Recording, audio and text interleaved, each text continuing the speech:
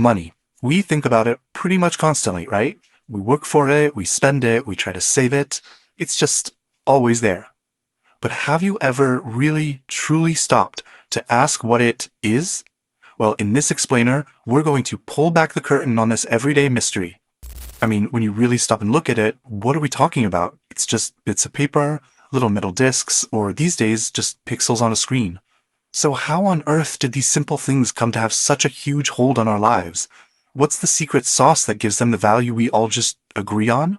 See, the thing is, money's way more than just currency. You can think of it as one of the most powerful technologies humans have ever invented. It's a kind of social agreement that allows our entire complex world to even exist. Its story, as you're about to see, is really our story, the story of human history itself. But before we can jump into that history, we've got to get on the same page about what money actually does. Turns out, for anything to be called money, whether it's a seashell or a line of code, it has to do three very specific jobs. Okay, first up, it's got to be a medium of exchange.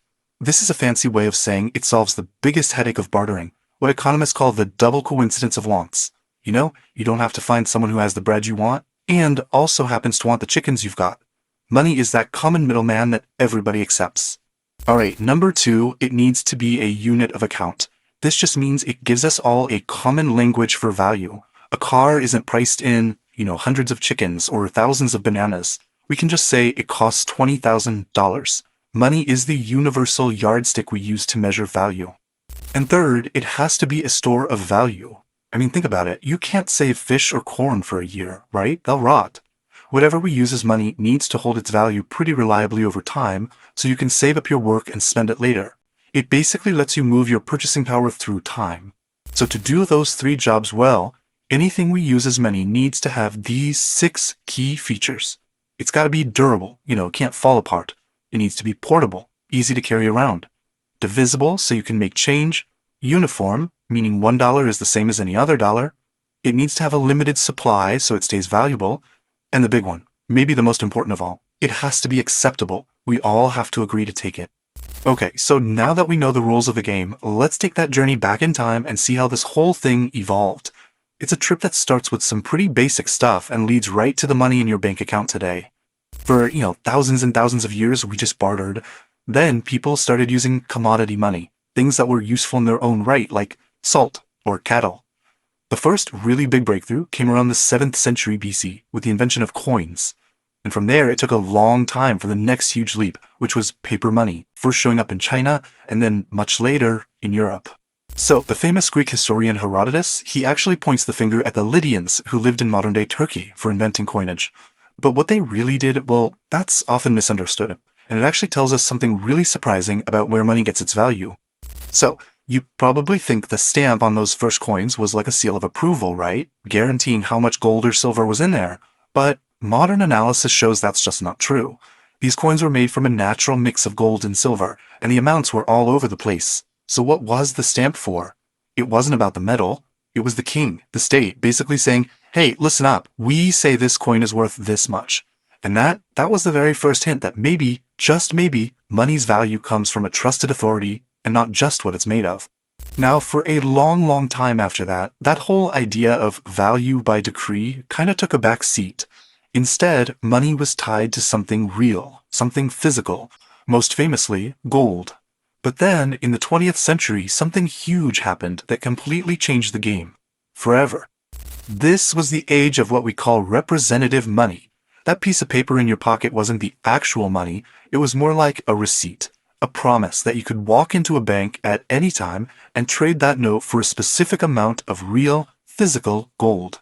So, after World War II, the whole world got on this system called Bretton Woods. Basically, most currencies were tied to the US dollar, and the dollar was tied to gold. And then, in 1971, that all changed. The US government just cut the cord. They ended the ability to swap dollars for gold. And just like that, the gold standard was gone and the entire world economy shifted to a completely new system.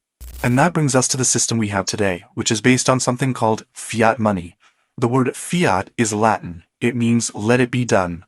Basically, the money has value because the government says so. It isn't backed by gold or silver or anything tangible. It's only backed by one thing, our shared trust and faith in the stability of the government that issues it. Okay, so we're all using money that's backed by trust. Simple enough. But here's the kicker. Where does most of this money actually come from? The answer is, well, it's one of the biggest misconceptions about our economy. And it's probably not what you think. Just take a look at all the money in a modern economy. If you could somehow gather it all up in one place, you'd find that only a tiny sliver, maybe 3%, is actual physical cash, the coins and notes made by the government. The other 97%, it's just numbers, digital entries in the computer systems of commercial banks, which of course leads to a massive question. If the government is only making that tiny 3%, who or what is creating the other 97%? And the answer, which is pretty mind-blowing for a lot of people, is commercial banks. Like your bank. We all have this image that banks are just middlemen, right? They take in deposits from savers and lend that same money out to borrowers. Yeah, that's not actually how it works. When you get a loan, say a mortgage, the bank doesn't check its vault, it just types the numbers into your account. Poof! New money is created out of thin air and enters the economy. Now, I know that might sound like some kind of fringe theory, but it's not. The Bank of England, a pretty reliable source I'd say, laid it all out in a report back in 2014. They said, when a bank makes a loan, it credits their bank account. At that moment, new money is created. So, what this all means is that our modern economy is running on two different kinds of money. You've got central bank money, that's the physical cash and digital reserves, and then there's commercial bank money, that's the digital stuff, the numbers in our accounts, created by private banks when they lend. And that's the money that makes up the vast majority of our economy. So you can see the story of money is just this constant evolution, from shells and coins all the way to digital entries created by banks. Which begs the question, what's next? What does the next chapter look like? Well, there are a few really big things happening right now that are shaping that future. We're obviously moving faster and faster toward a cashless world. At the same time, you've got decentralized digital currencies that are questioning the whole idea of government control. And then, in a kind of surprising twist, you've got some communities going back to basics, returning to local bartering for all sorts of reasons. When you boil it all down, money is really just a technology built on a story we all agree to tell each other. A story about value and trust, and how we interact. And that story, well, it has changed a lot over the centuries. And believe me, it is changing again, right now, as we speak. The only real question left is, what story are we all going to agree on next?